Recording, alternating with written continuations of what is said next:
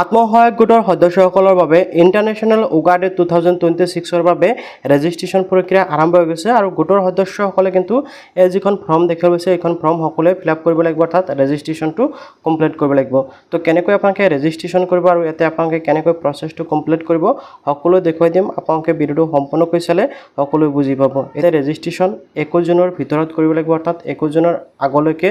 21 জুনলৈকে আপোনালোকে কৰিব পাৰিব সকলোৱে অতি শীঘ্ৰে ৰেজিষ্ট্ৰেশ্যন কৰি ল'ব ৰেজিষ্ট্ৰেশ্যন কৰাৰ বাবে এই ৱেবছাইটৰ লিংকটো মোৰ হোৱাটছআপ চেনেল আৰু টেলিগ্ৰাম চেনেলত দি ৰাখিছোঁ এইখিনিতে আপোনালোকক আৰু এটা সুখবৰ দিব বিচাৰোঁ আপোনালোকে যদি মোবাইলৰ জৰিয়তে গেম খেলি কোনো ধৰণে ইনভেষ্ট নকৰাকৈ ইনকাম কৰিব বিচাৰে তেনে ক্ষেত্ৰত আপোনালোকৰ বাবে মই এটা ভিডিঅ' বনাই ৰাখিছোঁ আৰু সেই ভিডিঅ'ৰ লিংক মই ভিডিঅ'টোৰ ডিছক্ৰিপশ্যনত দি ৰাখিছোঁ তাৰ পৰা ভিডিঅ'টো চাই আপোনালোকে ৰেজিষ্ট্ৰেশ্যন কৰি সম্পূৰ্ণ ফ্ৰীত আপোনালোকে এই যিটো গেম দেখিবলৈ পাইছে স্ক্ৰীনত এই গেমটো খেলি ইনকাম কৰা আৰম্ভ কৰিব পাৰিব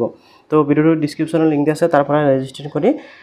গেম খেলি ইনকাম কৰা আৰম্ভ কৰিব পাৰে ইয়াতে আপোনালোকে সাইন আপ বনাছো কিন্তু $1 পাই যাব অৰ্থাৎ 100 টকা সাইন আপ বনাছো পাই যাব তো যেনক এতিয়া মূল কথা হ'ল যে আপোনালোকে ইয়াতে ৰেজিষ্ট্ৰেশ্যন কৰাৰ বাবে কি কৰিব লাগিব ইয়াতে চাওক আপোনালোকে দেখিব আছে ইণ্টাৰনেশ্যনেল য়োগা ডে 2026 আপোনালোকে এনেকৈ দেখিবলৈ পাব এতিয়া চাওক এই ৱেবছাইটৰ লিংক মই আপোনালোকৰ সুবিধাতে ভিডিঅ'ৰ ডিছক্ৰিপশ্যনত অথবা মোৰ হোৱাটছআপ চেনেল আৰু টেলিগ্ৰাম চেনেলত পাই যাব কোনো ধৰণৰ চিন্তা নাই এতিয়া জাষ্ট আপোনালোকে কি কৰিব লাগিব এই ৱেবছাইটত অহাৰ পিছত ইয়াতে চাওক আপোনালোকে দেখিব আছে ৰেজিষ্টাৰ নাও আৰু যদি স্ক্ৰল ডাউন হৈ আহে তথাপিও আপোনালোকে আৰু এটা অপশ্যন পাব ৰেজিষ্টাৰ নাও আপোনালোকে যিকোনো এটা অপশ্যনত ক্লিক কৰি দিব অৰ্থাৎ দুটা অপশ্যনৰ একে কাম আপোনালোকে যিকোনো এটা অপশ্যনত ক্লিক কৰি দিব যেতিয়াই ক্লিক কৰিব আপোনালোকৰ সন্মুখত এনেকৈ চাওক আপোনালোকে দেখিব আছে SSG মেম্বাৰ চাৰ্চ আপোনালোকৰ গোটৰ লগতে আপোনালোকৰ গোটৰ সদস্যসকলৰ নাম ইয়াৰ পৰা চাৰ্চ কৰিব লাগিব আৰু তাৰ পৰা আপোনালোকে ৰেজিষ্ট্ৰেশ্যনটো কমপ্লিট কৰিব লাগিব এতিয়া আপোনালোকে চাওক ইয়াতে কিন্তু 5টা স্টেপ দি আছে আৰু এই 5টা স্টেপ আপোনালোকে কমপ্লিট কৰিব লাগিব এতিয়া এই 5টা স্টেপ আপোনালোকে কেনেকৈ কমপ্লিট কৰিব হেয়া দেখুৱাই দিছো আপোনালোকে প্ৰথমতে আছে ডিস্ট্ৰিক্ট অৰ্থাৎ আপোনালোকে আপোনালোকৰ নিজৰ জিলাৰ নামটো ইয়াতে সিলেক্ট কৰিব লাগিব ইয়াতে আপোনালোকে ডিস্ট্ৰিক্টসমূহ নাম দেখিবলৈ পাব আপোনালোকৰ যেটো ডিস্ট্ৰিক্ট হয় আপোনালোকে এটো সিলেক্ট কৰি দিব মই ৰেন্ডমলি ইয়াতে এটা সিলেক্ট কৰি দিম ৰেন্ডমলি সিলেক্ট কৰি দিলো তাৰ পিছত আপোনালোকে কিন্তু আপোনালোকৰ খণ্ড বা ব্লকৰ নাম আপোনালোকে সিলেক্ট কৰিব লাগিব আপোনালোকৰ যেটো ব্লক হয় আপোনালোকে সিলেক্ট কৰি দিয়ক ওকে ব্লকৰ পিছত আপোনালোকে দেখিবলৈ পাইছে জিপি BCDC অৰ্থাৎ আপোনালোকৰ গাঁও পঞ্চায়ত বা আপোনালোকৰ BCDC নামটো আপোনালোকে ইয়াৰ পৰা সিলেক্ট কৰিব লাগিব ওকে তো ইয়াতে সিলেক্ট কৰাৰ পিছত আপোনালোকৰ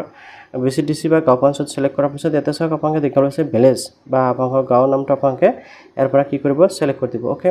গাঁৱৰ নামটো সিলেক্ট কৰাৰ পিছত ইয়াতে দেখিবলৈ পাইছে আত্মসহায়ক গোটৰ নাম অৰ্থাৎ SHG গ্ৰুপৰ নাম আপোনালোকে সিলেক্ট কৰি দিব ইয়াৰ পৰা আপোনালোকৰ গাঁৱত অৰ্থাৎ আপোনালোকৰ গাঁৱত যিসমূহ নেকি গোট আছে সকলোকেইটা গোটৰ নাম কিন্তু ইয়াতে শো কৰিব ওকে আপোনালোকৰ যেটো গোট হয় আপোনালোকৰ গোটৰ নামটো আপোনালোকে ইয়াৰ পৰা সিলেক্ট কৰিব লাগিব গোটৰ নামটো সিলেক্ট কৰাৰ পিছত এতিয়া আপোনালোকৰ গোটৰ যিসকল কি সদস্য আছে সকলোকেইজন সদস্যৰ লিষ্ট এনেকৈ ওলাই আহিব আপোনালোকে দেখিবলৈ পাইছে মিলনজ্যোতি এটো গ্ৰুপৰ নাম 12 জন সদস্য আছে অলৰেডি 11 জনে ৰেজিষ্টাৰ কৰা হৈছে এজনে ৰেজিষ্টাৰ কৰা নাই ঠিক আছে যিসকলে ৰেজিষ্টাৰ কৰা আছে এনেকৈ ৰেজিষ্টাৰ্ড বুলি দেখুৱাব আৰু যিসকলে ৰেজিষ্টাৰ কৰা নাই সেইসকলৰ ৰেজিষ্টাৰ নাও অপচন আহিব এজনৰ ৰেজিষ্ট্ৰেশ্যন কৰিবলৈ বাকি আছে ওকে যদি আপোনালোকে অলৰেডি ৰেজিষ্টাৰ কৰিছে তেনেহলে ৰেজিষ্টাৰ্ড দেখাই দিব আপোনালোকে চিন্তা কৰিব নালাগে এজনৰ ৰেজিষ্টাৰ হৈ গৈছে আৰু যদি আপোনালোকে ৰেজিষ্টাৰ কৰা নাই এই ৰেজিষ্টাৰ নাও অপচনত ক্লিক কৰিব ওকে তাৰ পিছত এনেকৈ আপোনালোকৰ পপ আপ এটা আহিব are you sure you want to register for yoga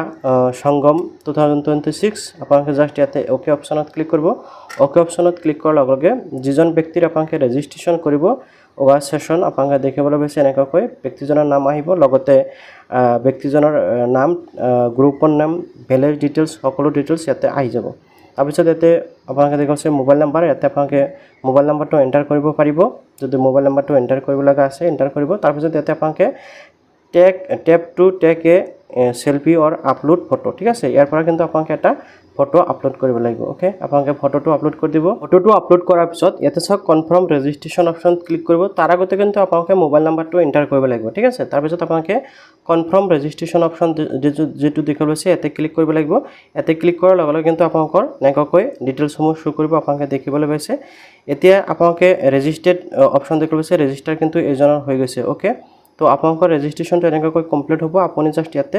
back হৈ যাব বা আপোনালোকৰ ৰেজিষ্ট্ৰেশ্যনটো কমপ্লিট হৈ যাব ওকে স্টাৰ্টটো কমপ্লিট হৈ গৈছে বা আপোনাৰ ৰেজিষ্ট্ৰেশ্যন কমপ্লিট হৈ যাব এতিয়া আপুনি যদি আন কোনোবাৰ কৰিব বিচাৰে তেনে ক্ষেত্ৰত আপোনালোকে আন এজনৰ কৰিবৰ বাবে ঠিক এনেকৈ প্ৰচেছটো কমপ্লিট কৰি ল'ব